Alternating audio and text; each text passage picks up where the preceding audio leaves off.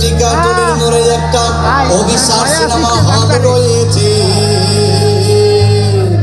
হলে নাকি কন্ডিশন রয়েছে।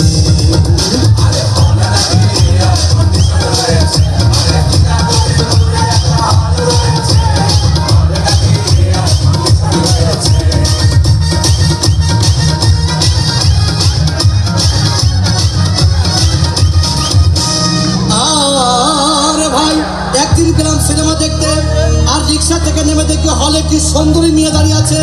তাকে 10 টাকার টিকিট 20 টাকা কিনে কোনো রকম ভেতরে বসলাম। হঠাৎ দেখি পাশে চেয়ারে